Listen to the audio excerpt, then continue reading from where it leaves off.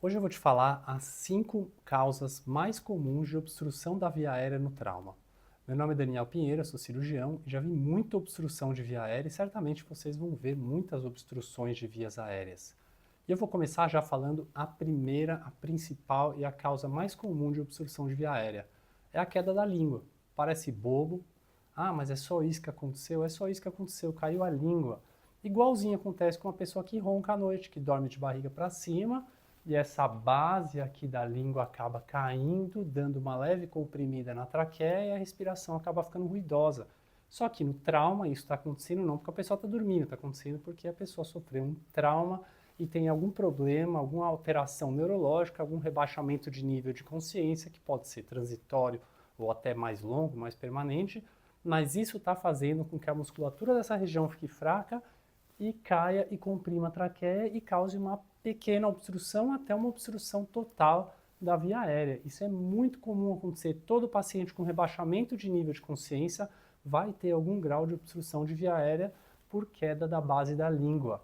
Lembrar que o paciente vítima de trauma ele vai estar deitado numa prancha cervical, com colar cervical e a cabeça para cima. Então ele vai estar com a barriga para cima, naquela posição exatamente que a força da gravidade vai jogar todas essas estruturas da língua para cima, todas as estruturas das cordas vocais, ali na frente das cordas vocais, para cima da traqueia. Isso vai acabar causando uma compressão e por isso esse paciente vai ter uma respiração mais difícil.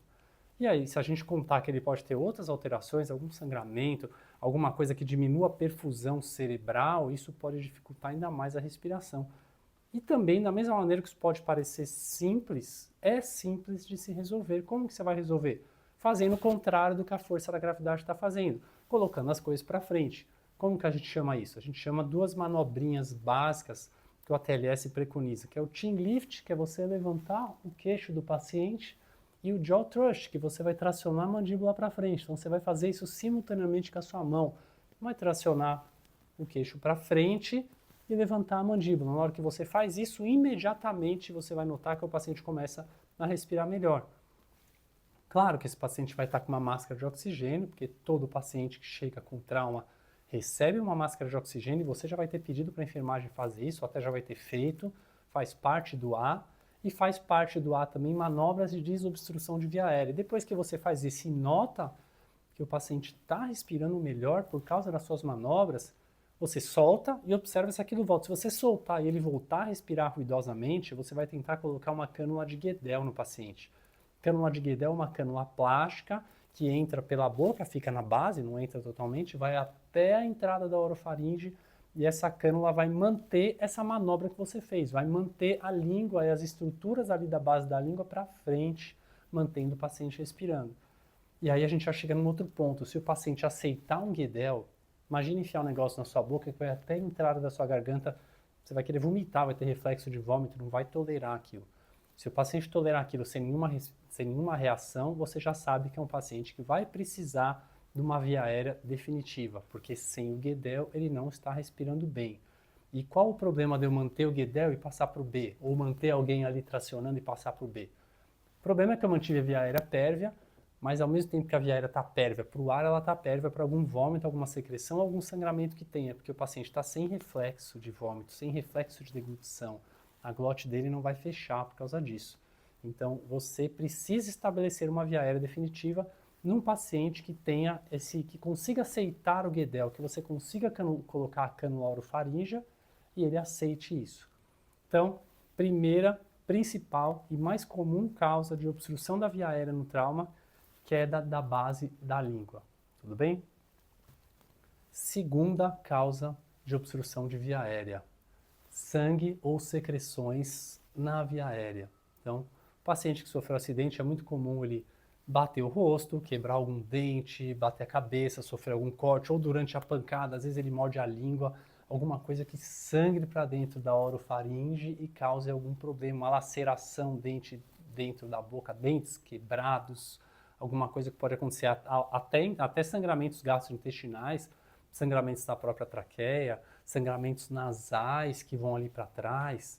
Se o paciente estiver perfeitamente consciente, Glasgow 15, o que vai acontecer? Ele vai vomitar, vai cuspir aquilo, vai tentar jogar para fora, A não ser que seja um sangramento muito grande, mas ele vai se virar aquilo, a gente vai se virar com aquilo.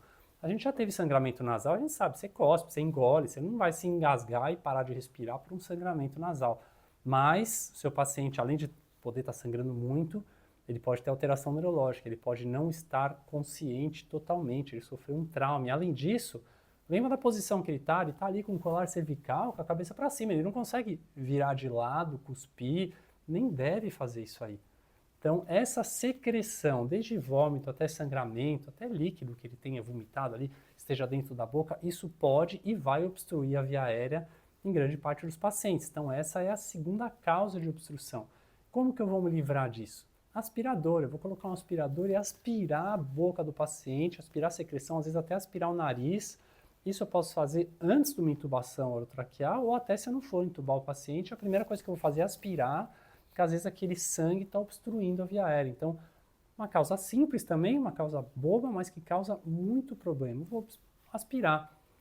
E se o paciente estiver consciente, tranquilo, conversando com você e de repente, por algum motivo, ele vai vomitar? Logo que ele chegou, você ainda não examinou, não avaliou o paciente, muito menos avaliou a coluna cervical, não sabe se ele tem condições de tirar o colar, então você não vai tirar o colar.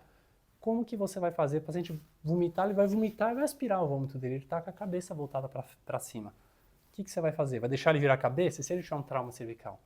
Você vai chamar a sua equipe, no mínimo 3 pessoas, vai ficar um na cabeça, de preferência você, outros 2 no corpo do paciente, vocês vão realizar o rolamento em bloco, vão virar o paciente inteiro em bloco, para ele poder vomitar e cuspir aquilo que tiver na boca dele, se ele estiver consciente. Se ele estiver inconsciente, você vai aspirar, não adianta você virar o paciente com a boca para baixo, né?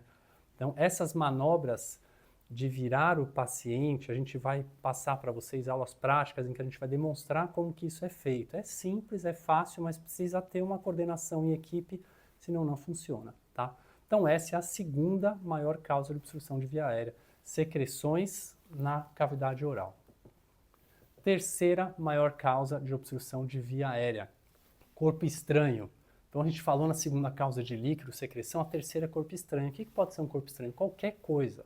Quebrou dente, tem dente ali, prótese, que o paciente usa, prótese dentária, quebrou, implante que quebrou, além de objetos da própria boca do paciente, ele pode ter alguma coisa de parar na boca dele. Areia, terra, se for num lugar em estrada de terra, um acidente, um atropelamento, fuligem, alguma coisa pode ter ido parar, grama. Já vi paciente obstruído com grama. Sofre acidente de mountain bike, aí na trilha, entra a terra, entra a gama, aí às vezes ele não está consciente o suficiente para cuspir aquilo, ou às vezes até tá, mas aspire aquilo ali, vai parar na entrada da traqueia. Então isso pode obstruir a boca dele. Primeira coisa que eu vou dizer para vocês, jamais enfiem a mão na boca no paciente. A mordida humana pode atingir uma pressão gigantesca e praticamente arrancar um dedo.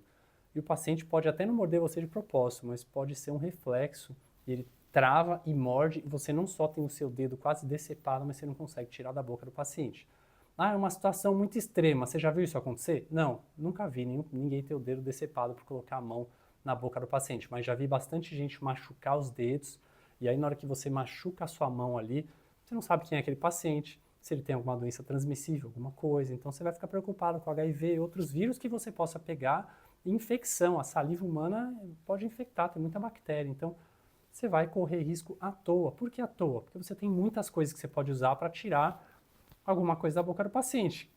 Eu tenho pinças especiais, pinças anatômicas, qualquer coisa que eu consiga retirar. Então pede para a enfermeira, se não tiver uma pinça específica, grande, comprida, na caixa, no carrinho de parada, no carrinho de intubação do paciente, pede para ela abrir uma caixa de pequenas cirurgias, pede para ela abrir uma caixa de drenagem de tórax, você vai ter pinças ali que você consegue ir lá e tirar corpo estranho da boca do paciente.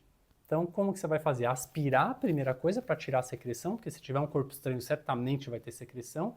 Depois você vai tirar com a pinça. Então, aqui a gente já consegue ver a sequência das 3 primeiras causas.